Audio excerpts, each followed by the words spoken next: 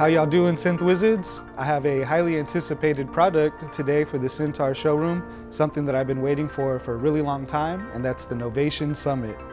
I'm a really big fan of the digital analog hybrid nature, digital oscillators, analog filters, and I think one thing that the Summit really has going for it is its high number of polyphony.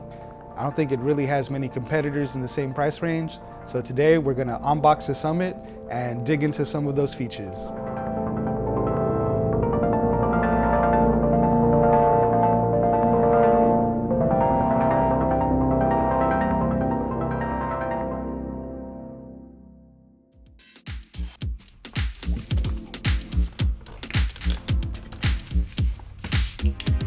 been waiting for this for a long time.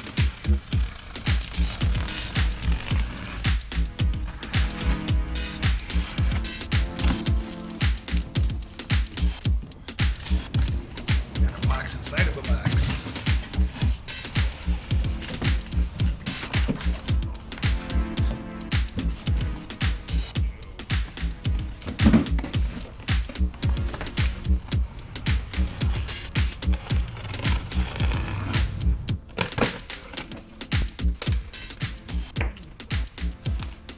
There's a quick start guide.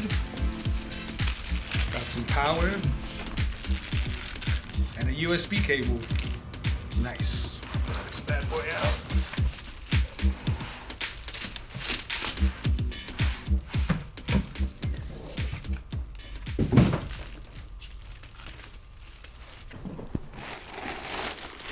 There we go.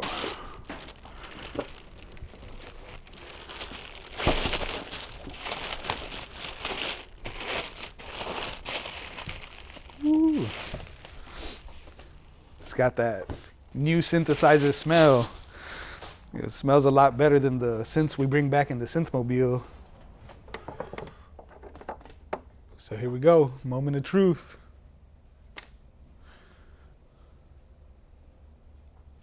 Wow, that was a really fast boot up time. I'm really surprised by that. So I already like that right off the bat. Black on blue really reminds me, it's giving me Oberheim vibes. I like the light up on the pitch and the mod wheel. It's got a good amount of feedback, and the pitch is spring loaded. The display is very legible. I'm a big fan of legible displays.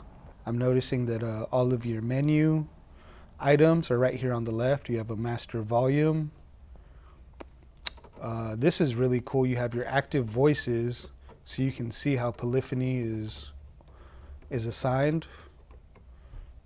Since the Novation Summit is essentially two peaks in a box, you have bitimbral capabilities. So here's your multi-part control, multi-mode, layer, split. These seem to be all of your menu functions. You have oscillator, envelopes, LFO. Really interested to dive into the LFO parameters just because I've done a little bit of reading through the owner's manual, and it seems like there's a lot of options. Same with the mod, voice, FX, and FX mod. I love being able to modulate the effects, something that I love to do, especially when I'm doing pads. You have your voice architecture, mono, poly, arpeggiator, 3 oscillators per voice. I'm really excited about these oscillators. I had some misconceptions. I had assumed, and I don't know where I got this from, that the first 2 oscillators were analog and the third was a digital wavetable, but actually all 3 oscillators are digital, and not only that, they oversample at a very, very high rate, 24 megahertz. So I'm really excited to hear what it sounds like, especially in the lower registers, where on a traditional digital synthesizer you would have a bit of aliasing. You have your mod for your pitch, which is assignable from the envelopes, your shapes, which are assignable. You have modifiers for your oscillators. Everything is really clearly laid out. You can cycle through sources with the push of the button. I'm a real big fan of, not only the tactile, but the immediacy of a front panel. Cross mod. mixing section with assignable ring modulator. So now as we move to the right-hand side of the front panel, we start getting into filter parameters. It is a multi-mode filter, so you get low pass, band pass, high pass, and dual with assignable slopes. Your envelopes, I'm a real big fan of looping envelopes, so just the fact that they gave you that on the front panel with the push of the button, I mean, that's already a huge advantage in my book.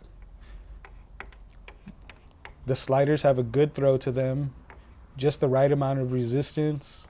I really don't like it when there's not resistance on the sliders. You know, sometimes on a real cheap slider, it almost feels like there's nothing, but here you have a good amount of tension. So your first envelope is hardwired to the amplitude, while your second is assignable. And then you have 2 LFOs. Well, actually, looks like you get 4 LFOs. Multiple shapes, fade time. Those potentiometers feel really nice. Pretty stiff, no wobble to them. And once again, just the right amount of resistance. And now we're getting right here to the right-hand end of the panel, the effects section. It looks like you have distortion. And I believe on the Summit, you get various modes of distortion as far as you get pre-filter and post-filter. So I'm assuming this would be the post-filter distortion, chorus, delay, and reverb. Looking at the back panel, we have our I/O, or inputs and outputs. So USB 2.0, I'm assuming for firmware upgrades. We have MIDI in, out, and through. A CV mod in, which is assignable in the mod matrix. 2 pedal inputs. Stereo input to process external audio through the filters. Dual stereo outs for the bitimbral, and then headphone output. So using the external audio input, you can actually route external audio through the effects section, which I believe is handled by the same FPGA microprocessor that produces the Oxford oscillators. So now that we've gone over some of the technical aspects of the Summit, I'm going to hand this over to Kenneth, who is definitely much more of a musician than I am. I love, the technical aspects of synthesizers, the engineering, the product development that goes into them. This is a very, very well thought out and well designed instrument. So now we're going to bring in someone who can showcase the musical qualities and what this can do in the hands of a musician.